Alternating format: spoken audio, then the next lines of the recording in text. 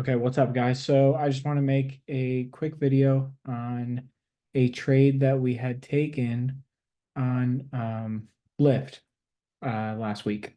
So basically, what we're looking at is you can see here we were kind of forming this flag, symmetrical triangle, whatever you want to call it.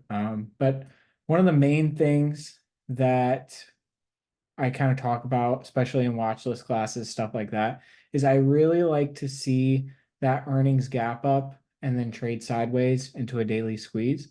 Um, that's one of the main things, one of my favorite setups that I like to look for. And so we got exactly that.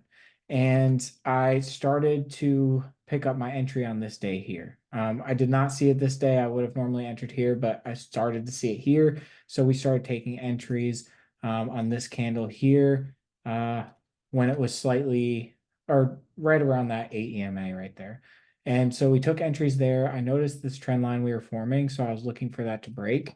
And yeah, so what we did was we had FOMC coming up in a couple days, and I knew that, so I sized accordingly, bought longer expiration trades, and I was kind of expecting us to pop on FOMC. But really, this was just a clean setup and treated it as normal, right? So if you look here, you can see we had this we closed on Monday, which we entered. We were up about 15% or so, and then kind of traded around, had a pullback on Tuesday, and then got bought back up. And then on Wednesday morning before FOMC, we had a big move up and we were up um, quite a bit, I think 75% or so.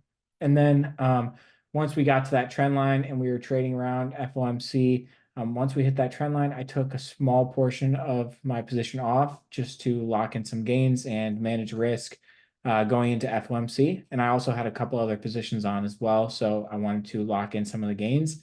And then we just continued to hold. So once FOMC hit, we had this nice push up into high of day, and we swung the rest of the position, not trimming anything after FOMC.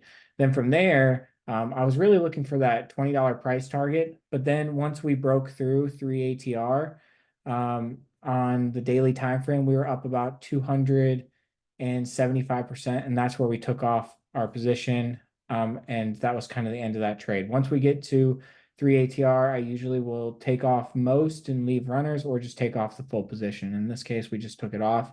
And it ended up being a great trade, good risk to reward, and ended up working out perfectly.